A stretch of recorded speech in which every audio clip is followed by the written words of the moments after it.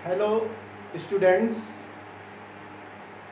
आज मैं आप सभी के लिए फ्यूचर कंटिन्यूअस टेंस से रिलेटेड कुछ महत्वपूर्ण नियमों को और उनके हिंदी सिंबल्स को लेकर आया हूँ।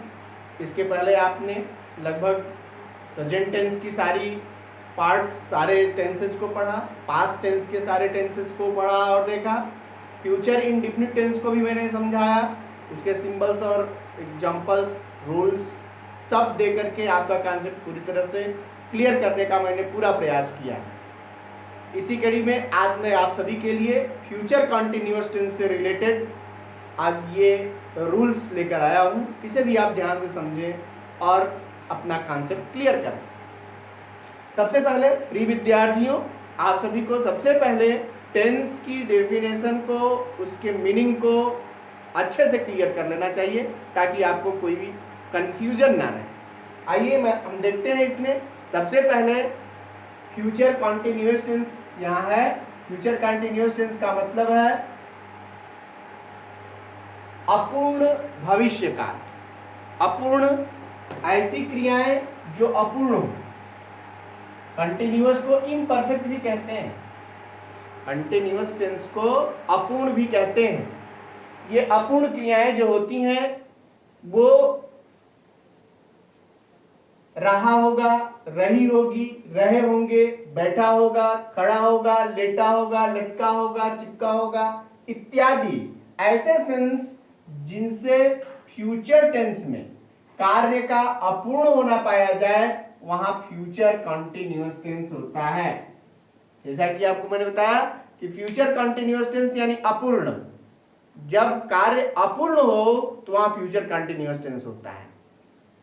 कार्य अपूर्ण हो और वो भी फ्यूचर टेंस में हो। फ्यूचर टेंस की मुख्य पहचान गागेगी है और इसमें भी कार्य अपूर्ण हो तो वह फ्यूचर कंटिन्यूअस टेंस कहा जाएगा। इसका रूल आप देख ले। रूल्स में देखेंगे तो सबसे पहले आएगा अफर्मेटिव सेंटेंस का रूल।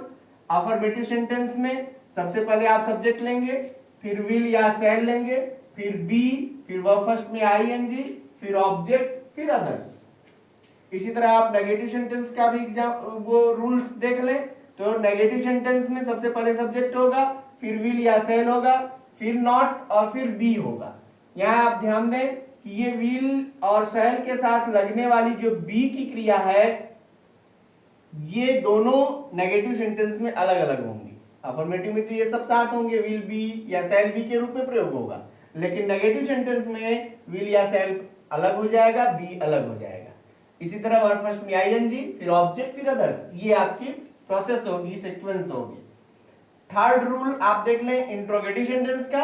तो इंट्रोगेटिव सेंटेंस में सबसे पहले क्या से शुरू होने वाले वाक्य, क्या से शुरू होने वाले वाक्य में सबसे पहले विल या शैल लिखेंगे, फिर सब्जेक्ट, फिर बी, फिर वर्ब फर्स्ट में आईएनजी, फिर ऑब्जेक्ट, फिर अदर्स, फिर क्वेश्चन मार्क। ये इसकी प्रोसेस हुई।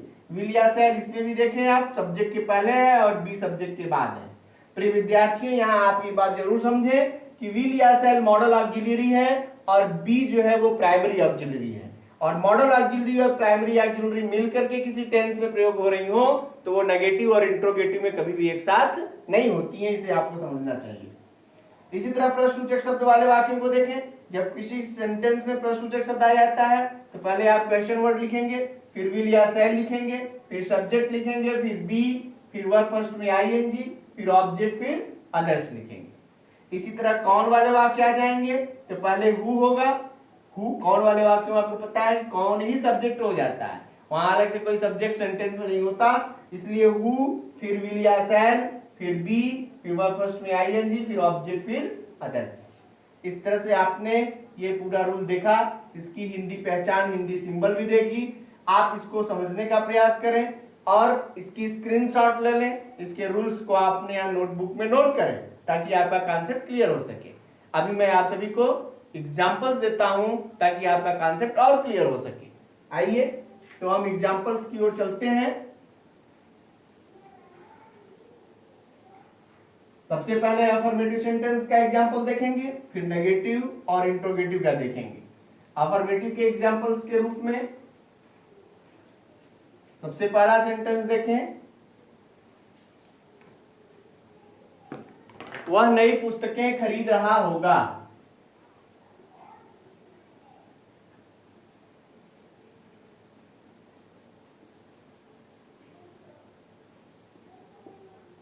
वह नई पुस्तकें खरीद रहा होगा।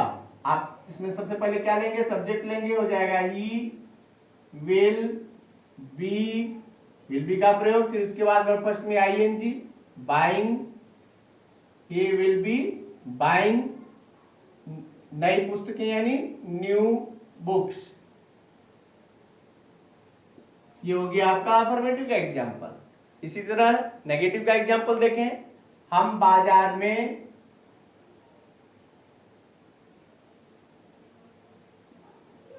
खिलौने नहीं खरीद रहे होंगे।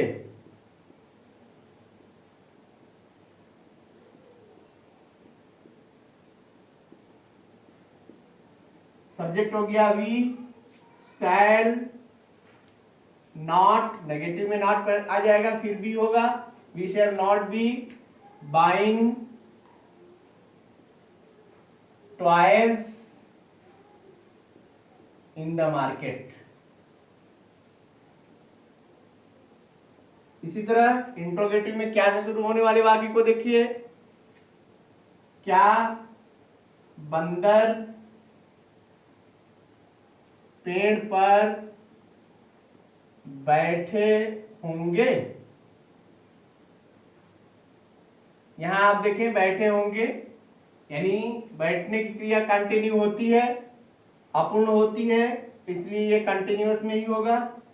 यहां हो जाएगा विल द मंकीज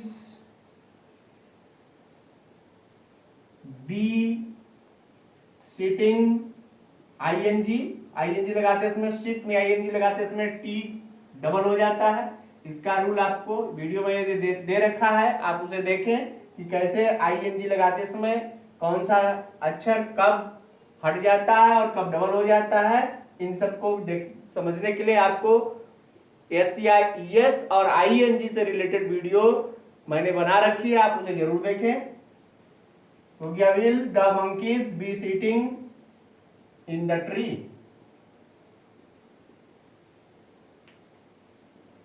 इसी तरह प्रश्नसूचक शब्द वाले वाक्यों को देखें, जैसे वह कौन सी पुस्तक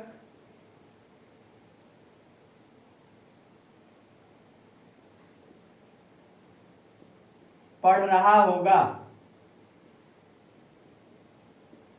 यहां ध्यान दें, कौन सी पुस्तक, कौन सा, कौन सी, कौन से, विच, तो इसे आप लिखेंगे विच बुक, क्योंकि विच के साथ इसका रिलेटेड नाउन के साथ चलता है इसलिए एक साथ होगा, which book will he be. ये हो गया आपका क्वेश्चन वर्ड, ये हो गया विल या शैल, फिर सब्जेक्ट, फिर बी रीडिंग।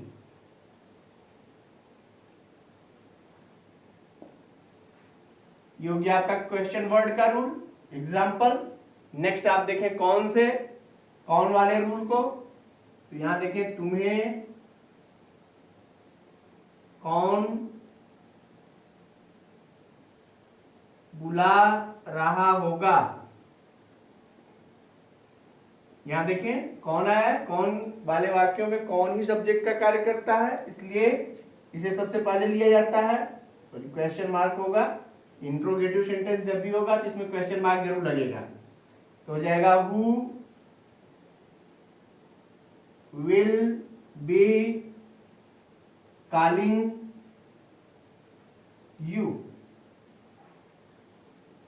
विल बी एक साथ हो जाएगा यहाँ, क्योंकि ये ऑलरेडी सब्जेक्ट भी है, इंट्रोगेटिव वर्ड भी है, तो ऐसे सेंटेंसेस में ये विल बी एक साथ हो जाएगा, यानी अफर्मेटिव सेंटेंस के रूल की तरह हो जाएगा।